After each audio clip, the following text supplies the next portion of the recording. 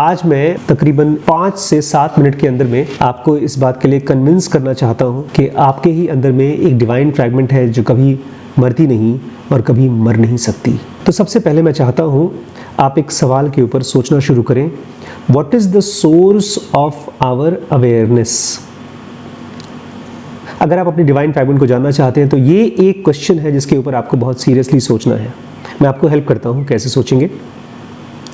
एक चीज़ तो हमारी अवेयरनेस का सोर्स नहीं है। कौन सी चीज़? हमारी बॉडी।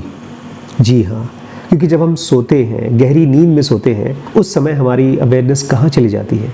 अगर बॉडी उसका सोर्स होती तो कभी भी बेहोश नहीं होती। इसका मतलब कोई और चीज़ है जो उसका सोर्स है। और मेरी हाइपोथेसिस ये है कि वो सोर्स ऑफ अवेयरनेस है डिवाइन फ्रैगमेंट।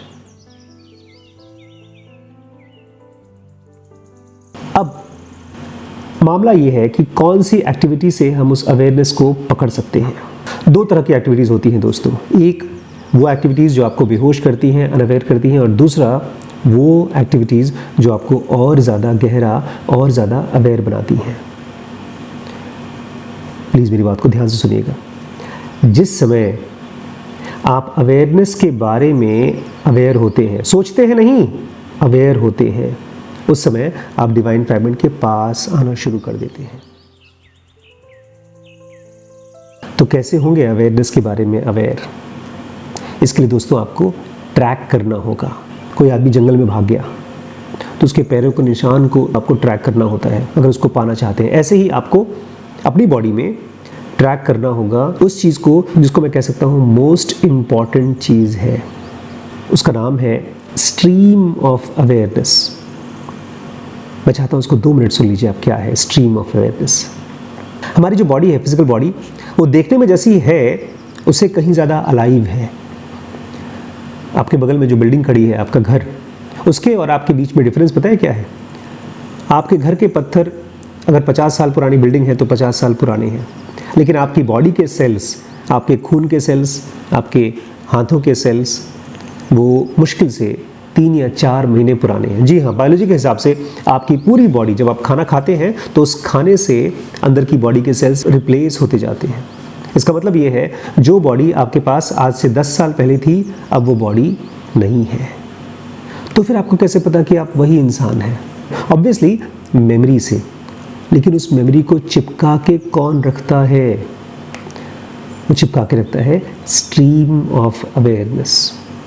इसलिए आपको मेमोरीज़ को देखते देखते पीछे की तरफ जा रहा है, पूछना है वो कौन सी चीज़ है जो इन सब में कॉमन है। अभी बॉडी नहीं है, वो मेमोरीज़ भी नहीं है, लेकिन इसके पीछे एक एंटिटी है जो इन सबको जोड़ के रखती है। कोशिश तो आपने बहुत की होगी लेकिन मिलता नहीं है वो अवेयरनेस, वो डिवाइन फ्रैगमेंट। उसको जानने के लिए दोस्तों एक चीज़ मैं चाहता हूँ आप लास्ट में समझ लीजिए कि वो नई नहीं है। It's not new. हम जब भी एनलाइटमेंट के बारे में, डिवाइन फ्रैगमेंट के बारे में, मेडिटेशन के बारे में सोचते हैं तो हमको लगता है वो एक ब्रांड न्यू एक्सपीरियंस होगा, एज इफ़ वो नई कार है, कोई नया फ़ोन है। जी नहीं, जब आप उसमें पहुंचेंगे तो आपको लगेगा अरे ये तो मैं हूँ। ठीक वैसे जैसे आप सो के उठते हैं तो आप कहते हैं अरे मैं तो वहाँ था, लेकिन असल में मैं ये हूँ। आपको ये पता चल जाएगा ये आपकी ओरिजिनल बेसिक एग्जिस्टेंस है। ये बॉडी आपकी बेसिक एग्जिस्टेंस नहीं है। जब आप वहाँ पहुँचेंगे तब आप कहेंगे आई रियलाइज्ड माई सेल्फ। तब आप कहेंगे ये मेरी आइडेंटिटी है। इसी को ऋषि मुनियों ने समाधि कहा है कि मैं अपने अंदर जाकर स्थित हो गया। तब आप अपने आप को पहचान पाएंगे। चौधरी चिरौंजी लाल बहुत बीमार हो गए थे। अपोलो हॉस्पिटल पहुंच गए, लेकिन वहाँ पर 1 नहीं, 2 नहीं, 4 नहीं, 6 डॉक्टर्स मिलकर के उनकी डायग्नोसिस बनाने की कोशिश कर रहे थे और कोई उनको साफ साफ बता नहीं रहा था कि उनको हुआ क्या है। और एक खास कमरे में बैठ करके वो सब डिस्कस कर रहे थे चौधरी जी की बीमारी के बारे में। लेकिन चौधरी जी अपने पोते टिंकू के साथ पहुँचे थे वहाँ पर और उस कमरे में पहले से छुपा दिया था। कुछ देर बाद जब डॉक्टर्स की बातचीत पूरी हो गई तो चुपके से टिंकू बाहर आया। दादाजी ने उससे पूछा क्या क्या बात हुई, बताओ बताओ। उसने कहा पता नहीं, बहुत हाई फाई बातें कर रहे थे, बहुत बड़ी बड़ी वर्ड्स यूज़ कर रहे थे आपकी बीमारी के बारे में, मैं समझ नहीं पाया, मुझे याद नहीं है। तो उन्होंने कहा कुछ तो बताओ। उसने कहा, खाली एक सेंटेंस मुझे याद है, बार बार एक खास वर्ड यूज कर रहे थे, ऑटोप्सी ऑटोप्सी। तो चौधरी जी बोलते ये क्या है? बोलते हैं बीच में डॉक्टर ने कहा था पोस्टमार्टम, बुढ़े के बारे में जो भी खबर मिलेगी पोस्टमार्टम में पता चल जाएगा। लेकिन ऐसा आपके साथ तो नहीं होना चाहिए। आपका डिवाइन फ्रैगमेंट आपके पोस्टमार्टम के बाद आपको मिले। अगर ऐसा हुआ तो आप खुद को एटर्नल की तरह, डिवाइन फ्रैगमेंट की तरह कहाँ जान पाएंगे? तो लास्ट में प्लीज़ ध्यान रखिएगा, आपको कुछ चीज़ें करनी है और कुछ चीज़ों से बचना है। सबसे पहले आपको बहुत सीरियसली इंटरेस्टेड होना पड़ेगा अपने डिवाइन फ्रैगमेंट में, लेकिन साथ ही साथ डेस्परेट नहीं होना है। आपको बहुत शांत तो होना है, लेकिन एजिटेटेड नहीं होना है, परेशान नहीं होना है।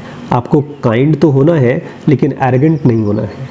दयालु तो होना है, लेकिन बदतमीज़ नहीं होना है। आपकी लाइफ का केवल एक और एक गोल होना चाहिए, खुद को जानना हर रोज़, और उसमें भी बहुत ख़ास चीज़ को जानना कि इस समय मेरी अवेयरनेस कहाँ जा रही है, डिवाइन की तरफ या नॉन डिवाइन की तरफ। अगर कुछ और पूछा तो गए काम से। अगर ये पूछा कि मेरी अवेयरनेस डिवाइन की तरफ है या नहीं, तो आप खुद को जान जाएंगे एटर्नल की तरह, डिवाइन की तरह, जो कभी नहीं मरती। थैंक यू दोस्तों।